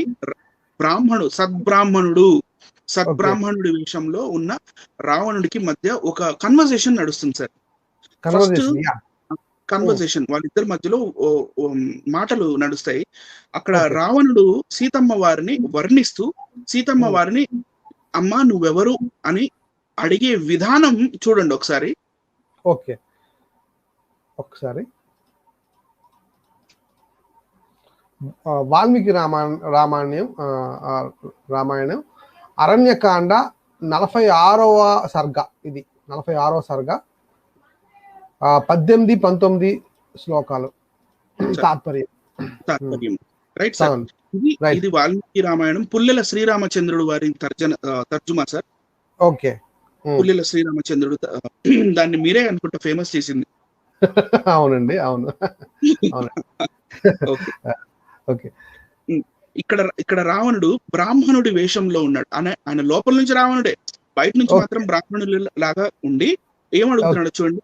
విశాలమైన నీ జఫనములు బలిసి ఉన్నవి, తొడలు ఏనుగు తొండము వలె ఉన్నవి, శ్రేష్టమైన మణుల చేత అలంకరింపబడిన అందమైన ఈ డాష్ దగ్గరగా గుండ్రముగా ఉన్నవి, కొంచెము కదులుచున్నవి, బలిసి ఎత్తుగా ఉన్న ముఖములలో మనోహరములైన కాంతి గల ఈ డాష్లు తాటి పండ్ల వలె ఉన్నవి. అవును. దీనివల్ల మనకి ఏం అర్థం అవ్వాలి అంటే ఇక్కడ ప్రశంసిస్తున్నట్ట, లేకపోతే విమర్శిస్తున్నట్ట, లేకపోతే ఏం చేస్తున్నట్టు? అవును. అంటే ఇప్పుడు ఈ రావణాసురుడు చెడ్డవాడు కాబట్టి అలా పలికాడని వీళ్ళు చెప్పేసే అవకాశం ఉంది బ్రదర్. ఎలాంటి నా పాయింట్ ఏంటంటే రావణుడు కూడా బేసికలీ బ్రాహ్మణుడే కదా సార్. ఓకే. అవును అవును. నా పాయింట్ అది. రావణుడు కూడా బేసికలీ బ్రాహ్మణుడే కదా. ఓకే. రావణ బ్రహ్మ అంటారు, రావణుడు రాక్షసుడు కాదే. రావణ బ్రహ్మ అంటారు కదా సార్. రావణ బ్రహ్మ అంటే రావణులు. అవును అంతే కదా. అది నా పాయింట్. ఓకే. నెక్స్ట్ డైలాగ్ చూడండి ఏమంటున్నాడు. ఓకే కిందకి పెట్టాలి బ్రదర్ ఇంకా. Right. Next dialogue sir. Okay. Aranya Kanda 46 సర్గలో 21 శ్లోకాల యొక్క తాత్పర్యం చూడండి. అందమైన చిరునవ్వు, సుందరములైన దంతములు, చక్కని నేత్రములు గల విలాసవతి అయిన ఓ కాంతా, నది నీటి ప్రవాహము చేత ఒడ్డును హరించినట్లు నా మనసు హరించుచున్నావు. నీ నడుము పిడికిలతో కొలుచుటకు వీలుగా ఉన్నది, కేశపాశము చక్కగా ఉన్నది, డాష్లు దగ్గరగా కలిసి ఉన్నవి. చాలా అంటే ఇప్పుడు సినిమాల్లో చూపించండి, ఎన్ని చూపించరండి. అంటే అన్నదానం చెయ్యి గీత దాటి అన్నదానం చెయ్యి అన్నట్టు చూపిస్తారు సినిమాల్లో. చిన్నప్పటి నుంచి మనం సినిమాలు చూసినప్పుడు రామాయణం సంబంధించిన సినిమాలు, ఎన్టీ రామారావు గారి సినిమాలు, ఇలాంటి సార్ సినిమాల్లో చాలా సినిమాల్లో పాత సినిమాల్లో ఎక్కడ సార్ కూడా ఈ డైలాగ్స్ కానీ వీళ్ళు ఎందుకు రాయలేదంటారు? ఈ డైలాగ్స్ ఏవి కూడా ఎక్కడ మనకి వినబడవు. పైగా పైగా ఏమని ఉంటదంటేనండి, జస్ట్ సీత గారు ఇందులో ఉంటారు, గుడిసెలో ఉంటారు. గుడిసెలో ఉన్నప్పుడు రాముడు బంగారు లేడీ పట్టుకోవడానికి వెళ్ళిపోతారు. వెళ్ళిపోయిన తర్వాత రావణాసురుడు సీతని ఎత్తుకెళ్ళిపోవడానికి రావడం, అక్కడ లక్ష్మణ రేఖ మనకు కనబడడం, అందులో అగ్గి ఫైర్ రావడం, అన్నదానం చెయ్యమ్మా అని అనడం. అప్పుడు సీత గారిని పిలవడం, లక్ష్మణ రేఖ దాటి రావాలి నువ్వు, లేకపోతే నిన్ను అది కరెక్ట్ కాదు. ఒక బ్రాహ్మణుడు వచ్చి ఇలా అడిగినప్పుడు నువ్వు నాకు చేయడం కరెక్ట్ కాదు, అది దాటి రావాల్సిందే నాకు ఇవ్వటానికి అని చెప్పి అనడం. ఆమె దాటి రావడం, రాక్షసులుగా మారడం, అంటే మా ఒరిజినల్ బాడీతో కనబడడం, సీతమ్మ వారిని ఎత్తుకెళ్ళి వెళ్ళిపోవడం అనేది మనకు సినిమాలో చూపిస్తారు. కానీ ఇవన్నీ కూడా దాచేస్తారని మనకు అర్థమైపోతుంది. ఇవన్నీ కూడా దాచేసి క్లియర్ గా అర్థమైపోతుంది. ఇప్పుడు సార్ నాకు సీతమ్మ వారు అంటే ఆ సీతమ్మ వారి క్యారెక్టర్ ఏదైతే క్యారెక్టర్ పోర్ట్రే చేశారో రామాయణంలో, నాకు చాలా చాలా నచ్చుతుంది సార్. చాలా మంచి క్యారెక్టర్ సార్. తను భర్త పట్ల ఉన్న ఆమెకి నమ్రత, లేకపోతే ఆ విఘ్నత, మరి భర్త మీద ఉన్న ప్రేమ, మరి రావణాసురుడు అనే లేకపోతే రాక్షసుడో లేకపోతే బ్రాహ్మణుడో, దే ఓన్లీ నోస్. ఆయన అక్కడికి తీసుకెళ్లిపోయినప్పుడు ఆమె పాపం ఎంత బాధపడుతుంది. సుందరకాండలో రాసి ఉంటది, ఆమె కింద దొర్లి మరీ పాపం ఆమె విలపించింది భర్త కోసం. ఎవరికైనా సార్ బాధే కదా సార్, భర్త దగ్గర నుండి అట్లా దూరం అయిపోయింది. ఎవడో అనామకుడు తెలియని వాడు భిక్షం కోసం వచ్చి ఆమెని హరించుకొని తీసుకెళ్లిపోయాడు. సో అటువంటి సీతమ్మ వారిని ఇట్లాంటి మాటలు మనకి రావణుడు ఇది రాసింది వాల్మీకి గారి రచన కాబట్టి ఇది వాల్మీకి ఎందుకు ఇలా రాశాడంటారు అనేది ఒక అనుమానం వస్తుంది.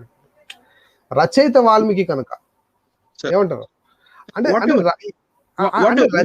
రచయిత ఎంత ఈ వర్ణ ఎందుకు రాయాలి? కానీ ఇలా మనకి సీతమ్మ వారి సెక్షువాలిటీ గురించి మనకి రామాయణం మొత్తంలో చాలా ప్రదేశాల్లో దొరుకుతుంది సార్. అదే అంటే చాలా మంది అండి రామాయణం ఇన్ డెప్త్ గా ఎవరు చదవలేదండి. ఇప్పుడు పుల్లల శ్రీరామచంద్ర కావచ్చు, గీతా ప్రెస్ లో కూడా చాలా విషయాలు దొరికాయి. ఆ పుల్లల శ్రీరామచంద్ర ఓపెన్ గా క్లియర్ గా ఉంటది. క్లియర్ కట్ గా మీకు శ్లోకా కూడా పైన చూడండి, టీకా ఉంది చూడండి, పైన ఇక్కడ కూడా టీకా చూసారు ఎలా ఉందో, అంటే ఈజ్వల్ టు పెట్టి చూసారండి. ఇదంతా టీకా అంటారండి, టీకాస్. ఈ టీకాతో కూడా టీకా తాత్పర్యం చక్కగా, అంటే వివరణ పదానికి వివరణ ఇస్తున్నాడండి. అంటే దీన్ని బట్టి మనకి ఏమవుతుందంటే సత్యం క్లియర్ గా అర్థమైపోతుంది. ఇది దాచిపెట్టేశారు అంటే మనం చెప్పేంత వరకు ఇవన్నీ కూడా దాచిపెట్టారు సమాజానికి తెలియకుండా. స్త్రీల నుంచి వ్యతిరేకత అనేది వస్తుంది ఖచ్చితంగా. స్త్రీ అనే ఇలాంటి ఒప్పుకోరు కదండి. ఎందుకంటే ఈ ఫేమస్ క్యారెక్టర్స్ కూడా ఇలా మాట్లాడడం, ఇట్లా సీతమ్మ వారిని ఇలా అవమానించడం అనేది నాకు బాధ కలిగింది సార్. ఇప్పుడు సరే రావణుడు అంటే సరే సార్, బ్రహ్మ కాదు సార్, బ్రాహ్మణుడు కాదు సార్, మనం రావణుడు రాక్షసుడు అనుకుందాం. ఇప్పుడు నెక్స్ట్ సీన్ లోకి వెళ్దాం. నెక్స్ట్ పెట్టండి. ఓకే,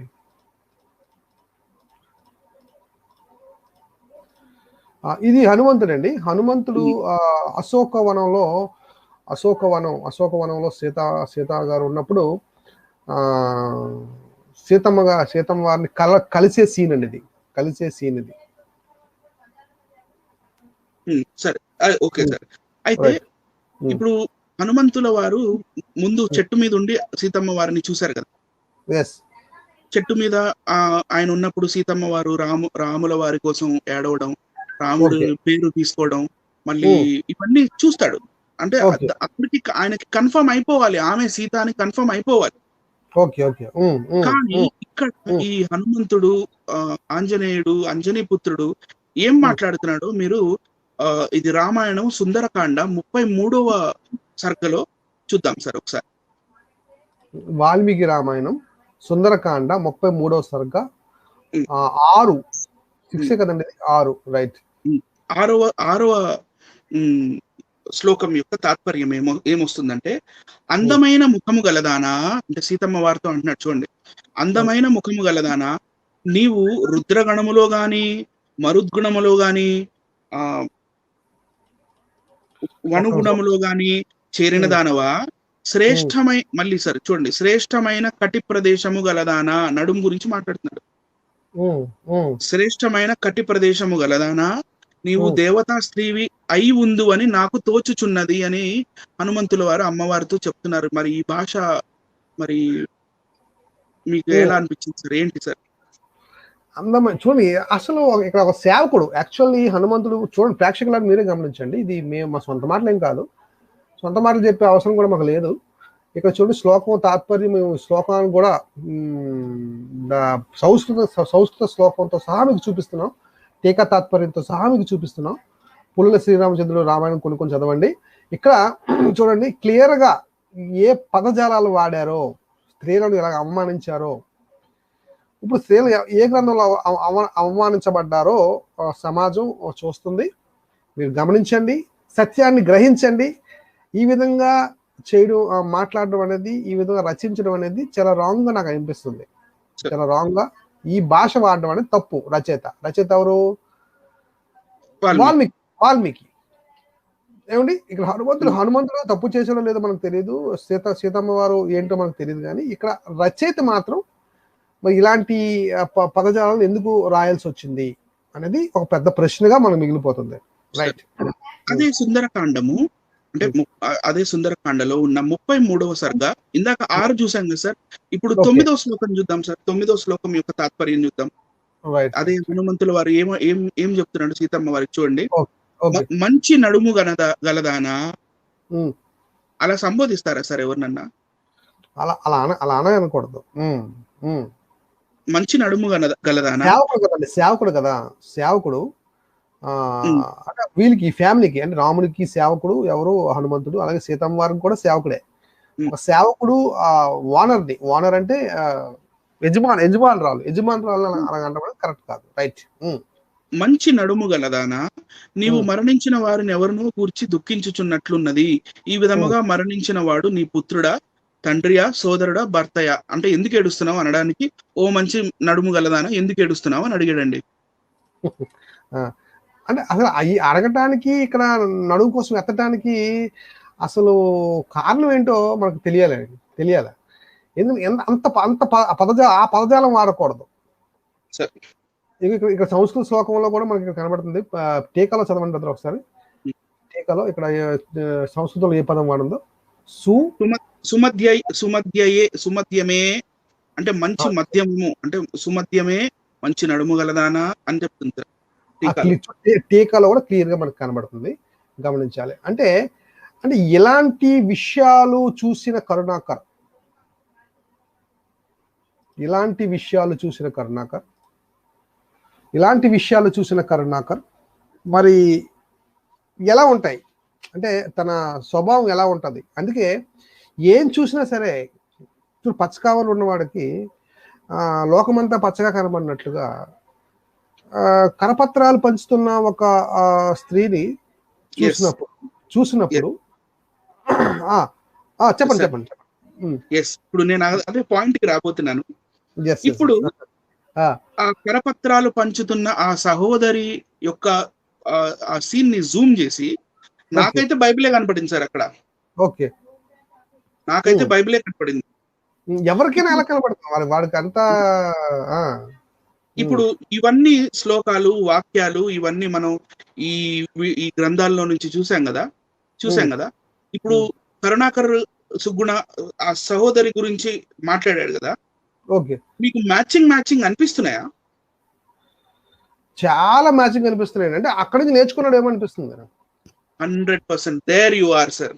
అదే అక్కడ నేర్చుకొని వచ్చాడు ఈయన. అంటే ఇప్పుడు ఈ గ్రంథాలు చదవడం వల్ల, అంటే వారి గ్రంథాలు చదవడం వల్ల వీరికి ఇలాంటివన్నీ అలవాటు అయిపోతాయి అనేది మనకు అర్థమైపోతుంది క్లియర్ గా. అంటే వివక్ష వచ్చేస్తుంది, స్త్రీల మీద ఒక వివక్ష ఉంటుంది, వచ్చేస్తుంది, తక్కువతనం వచ్చేస్తుంది, సమానత్వం అనేది ఊసే ఉండదు. గమనించాలి. ఒక పక్క దేవతలన్నీ ఆరాధిస్తూనే ఈ విధమైన లోపల ఇంటర్నల్ గా ఏమవుతుందంటే ఆ తత్వం అలవాటు అయిపోతుంది. అలాగే ఇవి ఎంతవరకు సమాజానికి ఉపయోగపడతాయి? ఇప్పుడు సమాజానికి ఎంతవరకు, ఇప్పుడు ఈవి టీజింగ్ అనేది ఒకటి ఉంది, డొమెస్టిక్ వైలెన్స్ అని ఒకటి ఉంది, అలాగే ఆ స్త్రీలు రేపు చేసే పరిస్థితులు ఉన్నాయి. బయట సమాజం మరి ఆడపిల్లల్ని బయట పంపిస్తే అసలు సేఫ్గా వస్తారో లేదో అనే పరిస్థితుల్లో మనం ఇప్పుడు ఉన్నాం. తల్లిదండ్రులు అంత జాగ్రత్తలు తీసుకున్నా సరే అలాంటి పరిస్థితుల్లో మనం ఉన్నాం. అలాంటి పరిస్థితుల్లో ఇవి చదవడం వల్ల, ఇలాంటివి చదవడం వలన ఏం నేర్చుకుంటాం, సమాజం ఏం నేర్చుకుంటది అనేది ప్రేక్షకులు. ఫర్ ఎగ్జాంపుల్ బస్ స్టాండ్ లో ఒక అమ్మాయి నిలబడింది, నాకు టైం ఎంత అయిందో తెలీదు, కానీ ఆ టైం అడగాలనుకున్నాను.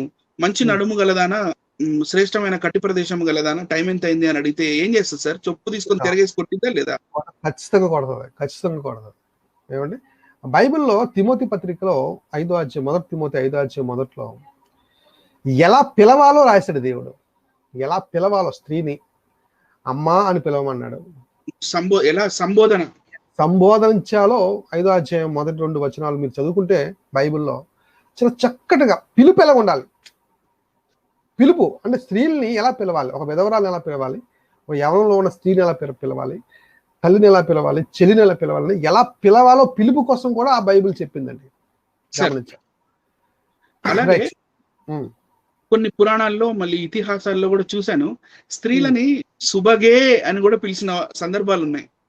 ఓకే, అవును. సుబగే అంటే ఏంటో మరి నేను చెప్పే అవసరం లేదనుకుంటా. సుబగే అంటే ఏంటో ఫ్యూచర్ లో నెక్స్ట్ ఎపిసోడ్స్ లో మనం మొత్తం డీటెయిల్స్ మనం ఇద్దాం. నెక్స్ట్ మనం చేయబోయే ఎపిసోడ్స్ లో కూడా ఇన్ డీటెయిల్ గా మనం అన్ని కూడా చేద్దాము. సమాజానికి తెలియాలండి, సత్యాలు అనేవి బయటకు తెలియాలి, తెలుసుకోవాలి, ప్రపంచానికి అర్థం కావాలి. చెప్పండి. ఓకే, కంక్లూడ్ చేద్దామండి మరి బ్రదర్. ఓకే సార్, కంక్లూడ్ చేస్తున్నామండి. మరి ఈ వీడియో చూస్తున్న ప్రేక్షకులందరికీ దయచేసి గమనించాలి, ఇది ఎవరినో మేము దూషించాలనో, ఎవరినో ఇబ్బంది పెట్టాలనో, ఎవరి మనోభావాలు దెబ్బతీయాలనో కాదు. అసలు దేవరహస్యం అనే మూవీ రిలీజ్ అయింది, మీ అందరికీ తెలుసు. వికేఆర్ గారు దాన్ని చిత్రీకరణ చేశారు, మేమందరం కూడా నటించడం జరిగింది. మంచి హిట్ అయింది మూవీ. అందులో కొన్ని క్లిప్పింగ్స్ చూపిస్తూ కరుణాకర సుగుణ మరి కొంత స్త్రీల్ని అవమానించినట్టుగా మాట్లాడడం మేము హట్ అయ్యాం. స్త్రీ అంటే ఏ మతంలో ఉన్నప్పటికీ ఆమె స్త్రీయే, గమనించాలి. ఆమెను మనం గౌరవించాలి. ఎందుకంటే స్త్రీలో నుంచి మనం వచ్చాం, మనం ఒక స్త్రీకి పిల్లలం, గమనించాలి. కనుక గౌరవపదమైన మాటలు మాట్లాడాలి. కానీ ఒక మంచి స్థానంలో సత్యబోధకుడు అంటే ధర్మ ప్రబోధకుడు అనే పిలుచుకుంటున్న శివశక్తి కరుణాకర సుగుణ అటువంటి పదజాలాలు వాడొచ్చా అనేది మా ప్రశ్న. సో ఈ కరుణాకర సుగుణకి ఏది ఆదర్శమై ఉండాలి అని మేము ఆలోచించి చూడగా మాకేమర్థమైందంటే, వాళ్ళ గ్రంథాల్లో ఇలాంటి సందర్భాలు ఎక్కడైనా ఉన్నాయా, అవి చూసి ఏమైనా ఇన్స్పైర్ అవుతున్నారా, ఈయన ఎవరో కరుణాకర సుగుణ గారు ఇన్స్పైర్ అవుతున్నారా అని మేము చూసినప్పుడు ఇలాంటివి మనకి ఇప్పుడు బ్రదర్ చూపించినట్టుగా ఇలాంటివి ఉన్నాయి. మరి దాన్ని చూసి ఏమైనా వీళ్ళు మరి వాళ్ళు అలా ప్రవర్తిస్తున్నారని మనం ఆలోచించాలి. ముఖ్యంగా కామెంట్స్ చేసిన వారు ఇలాంటివన్నీ నేర్చుకొని కానీ వీళ్ళు కామెంట్స్ చేస్తున్నారా అని అనుమానం కూడా వస్తుంది. లేదు, కాదు, ఇది తప్పు అని ఎవరైనా నిరూపించడానికి ముందుకు వస్తే కనుక మీరు అలాంటి కామెంట్స్ ముందు చేయకండి. కామెంట్స్ చేయకూడదు. అలాగే అలాంటి పదజాలాలు మీరు వాడకూడదు. వాడుతున్నారంటే అర్థం ఏంటి అంటే మీరు ఒప్పుకుంటున్నట్టు, మీ గ్రంథాల్లో ఉన్నాయి, ఒప్పుకున్నారు. లేదు మేము ఒప్పుకోవట్లేదండి, అసలు మా గ్రంథాలు అలాగే లేవు, మీరు తప్పు చెప్పారు, మీరు రాంగ్ చెప్పారని మీరు ఎవరైనా అంటే కనుక మీరు నిరూపించండి. ఏ పదజాలను వాడకూడదు? ఇప్పుడు ఆ పరుష పదజాలను ఎవరు వాడకూడదు, మేము వాడకూడదు, మీరు వాడకూడదు కదా. మనం మంచిగానే మాట్లాడుకుందాం. కనుక నిరూపించుకోండి, అలా ఉన్నాయా లేవా అనేది గమనించాలి. మేము ఉన్నది ఉన్నట్టుగా గ్రంథ ఆధారాలతో మేము చూపిస్తున్నాం. కనుక స్త్రీ వివక్ష ఏ గ్రంథాల్లో ఉందో ఇప్పుడు మీకు బాగా అర్థమైపోయింది. దీనికి సంబంధించి 2వ ఎపిసోడు, అలాగే 3వ ఎపిసోడ్, ఎన్నో ఎపిసోడ్లు వస్తే మాకు తెలియదు, కానీ ఎపిసోడ్లు వస్తుంటాయి రోజు కూడా ఇదే సమయానికి. మరి మీరందరూ కూడా ఈ లైవ్కి రండి, రోజు వస్తుందండి. రోజుకి ఖచ్చితంగా ఒక లైవ్ ఖచ్చితంగా ఉంటుంది, ఒక్కోసారి 2 లైవ్లు ఉండొచ్చు, నేను చెప్పలేను. కానీ ఇదే ఛానల్లో లైవ్స్ మీకు వస్తూనే ఉంటాయి. అనిల్ గారితో నేను కంటిన్యూగా మరి విశ్లేషిస్తాను, అనేకమైన సంగతులు మేము చర్చించుకుంటాం. ప్రేక్షకులకి సత్యాన్ని చెప్పడానికి ఎల్లప్పుడూ మేమిద్దరం కూడా, మేమే కాదు చాలా మంది సహోదరులు రెడీగా ఉన్నారు, వాళ్ళు కూడా వస్తారు, పెద్దవారు కూడా ఈ ఛానల్లోకి వస్తారు, మాట్లాడతారు. ఫ్యూచర్లో ఇంకా ఎక్కువగా ఇలాంటి ప్రోగ్రామ్స్ చేయడానికి ముందుకు నేను పూనుకుంటున్నాను. కనుక ప్రేక్షకులందరూ కూడా సపోర్ట్ చేయండి. ఈ ఛానల్ని సబ్స్క్రైబ్ చేసి సపోర్ట్ చేయండి, అనేకులకు షేర్ చేయండి, సత్యాన్ని తెలియజేయండి. ఇటు క్రైస్తవ సమాజానికి, హైందవ సహోదరులు వాళ్ళు కూడా మనవారే, మనం అందరూ ఒకటే. సత్యాన్ని గ్రహించాలి, అంతే, సత్యాన్ని గ్రహించాలి. దయచేసి గమనించాలి, ఇది ఎవరిని ముఖ్యంగా కించపరిచే వీడియో అయితే కాదు, అవమానించే వీడియో అంతకనే కాదు. ఉన్నది ఉన్నట్టుగా ఇలా ఉంది కదా ఏంటి మీ ప్రశ్నించే వీడియో. ప్రశ్నించాం అంతే, విశ్లేషించాం, కంపారిటివ్ స్టడీ చేస్తాం, గమనించాలి. ఇంతేనండి. ఇక ఉందామా మరి ఈ రోజుకి? వందనాలు బ్రదర్, ఇంతవరకు మంచి విషయాలు చెప్పారు. మీ పరిశోధనలో అనేకమైన విషయాలు, చక్కటి విషయాలు, అందరికి అర్థమయ్యే రీతిలో చక్కగా వివరణ, బిట్టు మీ వివరణలు ఏంటంటే, అందులో చెప్తున్న ప్రశంస ఏంటంటే మీరు బిట్టు చక్కగా వివరణ ఇస్తారు, అందరికి అర్థమవుతుందని చెప్తున్నారు. మంచిది, ఇంకా మంచిగా మీ నుంచి మేము ఎక్స్పెక్ట్ చేస్తున్నాం. రేపు కంటిన్యూగా మీ నుంచి మంచి పాయింట్స్ ప్రపంచానికి అందిస్తారని ఆశిస్తూ ముగిద్దాం బ్రదర్. వందనాలు ప్రేక్షకులందరికీ కూడా వందనాలు. Thank you.